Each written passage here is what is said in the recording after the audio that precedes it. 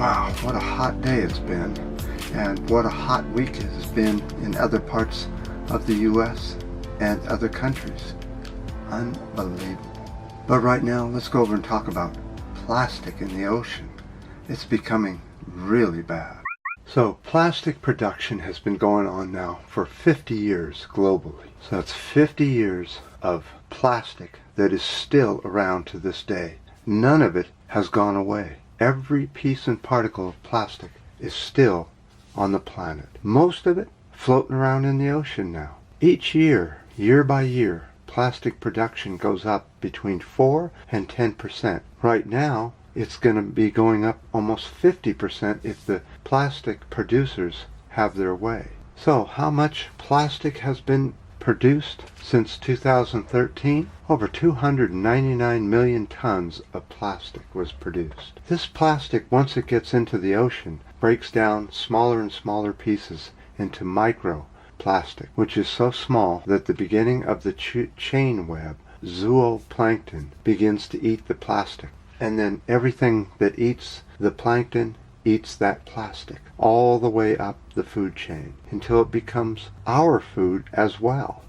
It is now documented that microplastic is in most all drinking water around the world. In fact, it contaminates most lakes, rivers, and oceans throughout the planet. So what's one of the biggest culprits of plastic pollution in the ocean? Yeah, it's recyclers. This plastic starts its journey in the UK, the US, and probably Australia, for example, and it gets put into a recycling bin. It goes to a recycler who then sells it to somebody overseas in another country. That buyer ends up putting it on the land in gigantic piles where the wind blows a lot of it into the ocean. Now, once they have sorted through all the plastic to get all the valuable recycling plastic, which is a very small amount, the rest of it is usually dumped in the ocean. Unbelievable.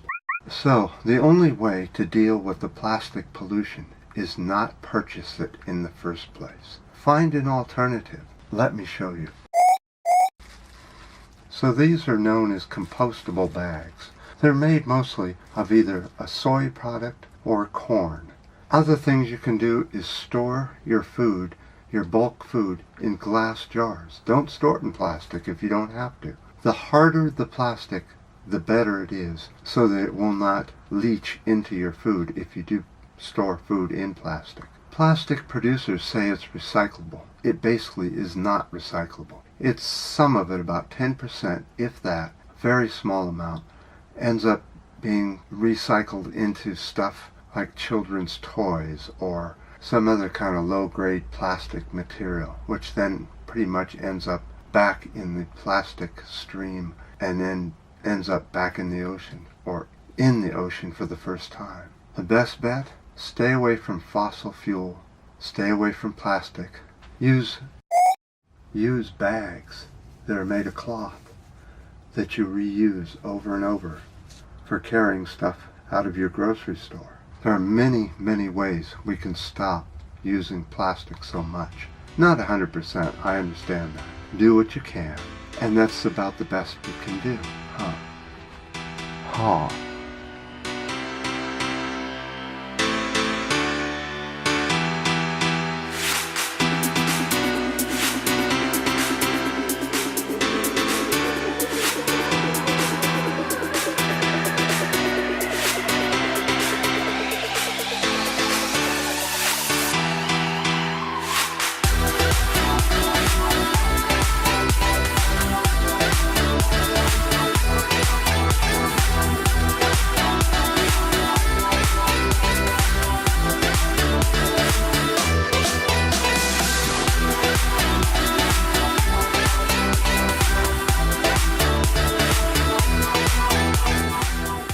So my last video update was about Grand Tetons / Yellowstone Fisher update.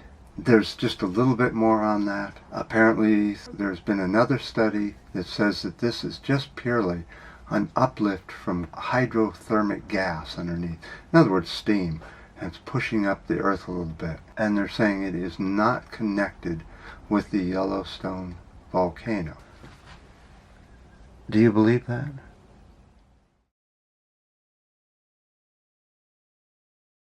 What I wanted to talk about was the biggest complaint was politics. Why is there politics in this video? Well, this video series started back in 2011, and it's always been about politics and the environment. Politics is in everything. It's in the decision making that the countries themselves make about how to combat pollution all around the world and try and protect endangered species and leave some of the planet the way it used to be. Unfortunately, here in the U.S., the House of Representatives just passed H.R. 200, link down below. And unfortunately, this bill will eviscerate the nation's marine ecosystems. It's really too bad, but unfortunately, this is all about a quick, cheap fix for the orange man. How to make it look like he's really doing something for our nation as far as jobs and things. But what this will really do is overfish these areas, denude the fish. In fact, it could even cause extinction of several fish species around the nation of the U.S. See what I mean by politics is in everything? So the most of the destruction around the world has to do with politics.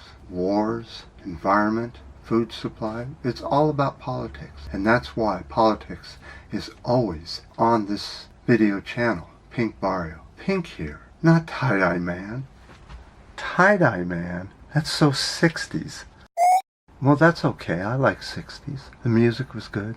There was so many things that happened during the 60s. But politics will always be on this channel because it is involved with everything. Now, let's find out how you individually can help save our planet from ourselves by what we put in our mouth. The best way is converting from meat eating over to vegetarian or vegan. I do a regular little series on this to try and help people deal with that. Today, oatmeal. On our conversion today, we're going to talk kind of about protein. It's going to be our big discussion. But we're going to go over to the board and look at one particular source that's a good source for vegetarian and vegan, and that's oatmeal. Let's go over to the board and take a look. So, if you're an active person, you need more protein than non-active people. So, protein is one of those elements that you need for power and working muscles. Another thing that's good about oatmeal is fiber. You need fiber to use protein properly in the digestive process. Another thing oatmeal has is magnesium, which also goes with protein. It's all about your blood sugar. Keeping your blood sugar at a constant level, like this, instead of like this. This causes all kinds of problems. This gives you a good lifestyle and a lot of happy days without having to deal with the doctor. So, I'm putting the links down below, both about oatmeal, protein, and the concerns of oatmeal. This time it's about gluten. What is gluten? Well, it's actually proteins. There's different types. It's the reaction to the sequence of the amino acids in the protein that causes the problem with the bonding. And you end up with something like this, which some people cannot handle. I have some really detailed links about this down in the description area, and you can really get caught up on reactions to gluten. I lost the eraser, but I found it.